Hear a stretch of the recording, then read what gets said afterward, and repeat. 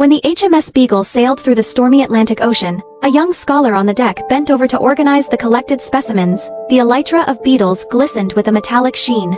The beaks of finches varied in shape, and the leaves of plants bore exotic patterns. This scholar was Charles Darwin, the greatest biologist of the 19th century, who uncovered the mysterious veil of biological evolution for humanity through a 5-year global voyage. Unlike Newton, who established the order of the physical world, or Einstein, who deconstructed the space-time of the universe, he used natural selection as a key to find the evolutionary law of life, from simplicity to complexity, and from low to high levels in the complex biological world. From the finches of the Galapagos Islands to the greenhouse on the outskirts of London, from the manuscript of On the Origin of Species to the global spread of the theory of evolution, Darwin tells the great journey of humanity's exploration of the origin of life, with scientific rationality through every observation, every record, and every speculation. Darwin was born into a family of doctors in Shrewsbury, England. In his childhood, he was not a top student in the traditional sense. He disliked classical subjects, such as Latin and Greek, but was obsessed with wild flowers, insects, and birds. He often skipped classes to collect specimens in the suburbs, spent his pocket money on buying beetles, and even once stuffed a specimen in his mouth to catch a rare beetle, almost suffocating.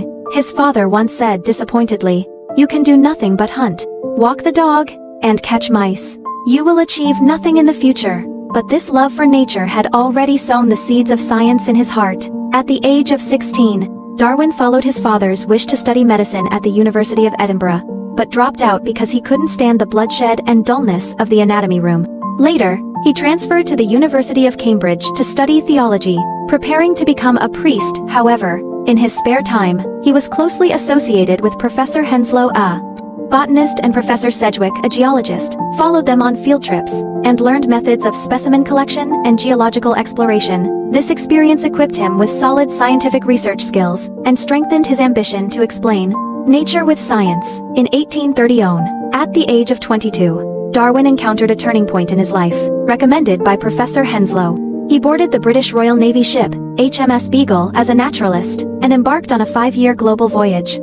This voyage was originally a routine mission of the British Navy to map navigation charts, but because of Darwin's participation, it became the most influential exploration journey in the history of science.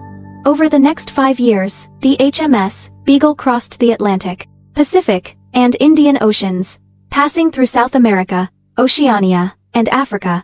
Darwin's footprints covered the Brazilian rainforest, the Argentine pampas grassland, the Galapagos Islands, and the Australian outback. His daily work was to land and conduct surveys, collecting animal and plant specimens, excavating fossils, recording geological landforms, and writing a thick voyage journal. Among them, his observation of the differences in the beak shapes of finches in the Galapagos Islands became a key clue to the later theory of evolution.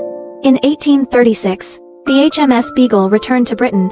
Darwin brought back nearly 5,000 species of plants, 13,000 species of insects, hundreds of species of birds and mammal specimens, and a large number of fossils. These precious materials became an important foundation for his later research. At this time, he had grown from a teenager curious about nature into a rigorous and keen scientific explorer.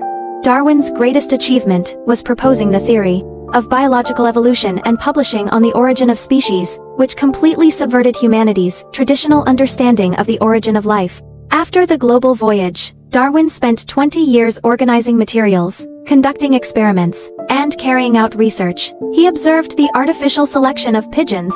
People bred different breeds, such as carrier pigeons, fantail pigeons, and pouter pigeons, by selecting pigeons with different feather colors and body shapes for mating.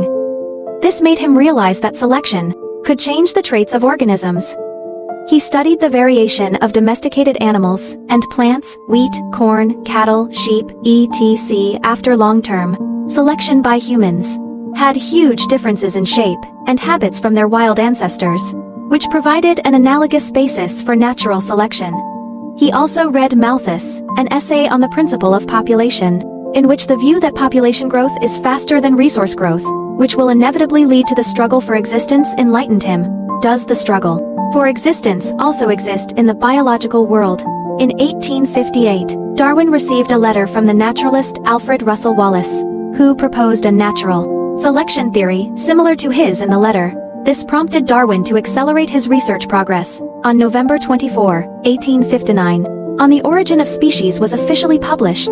The first edition of 1,250 copies was sold out on the same day, causing a huge sensation in the scientific community and society. In the book, Darwin systematically expounded the core ideas of the theory of biological evolution. First, species are variable, contrary to the traditional view that species created by God are eternal and unchangeable. Species will mutate over a long period of time. New species will continue to emerge, and old species will gradually become extinct. For example, from the ancestral horse to the modern horse, the body size evolved from the size of a fox to tall and strong, and the toes gradually evolved from 4 to 1 to adapt to the environment of running on the grassland. Second, natural selection is the driving force of biological evolution.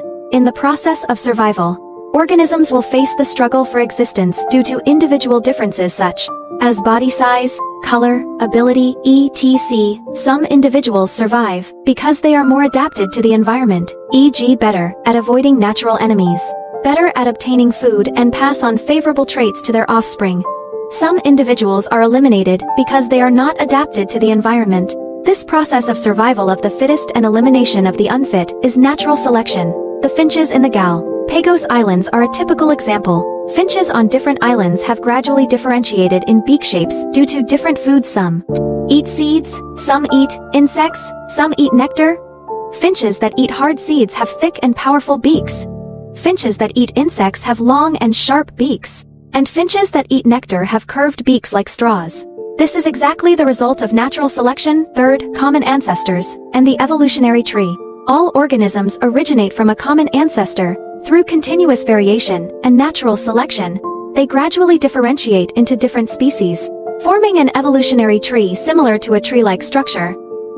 For example, humans and apes, gorillas, chimpanzees, etc. share a common primate ancestor, and after millions of years of evolution, they gradually differentiated into different species. The publication of On the Origin of Species marked the official establishment of the theory of evolution.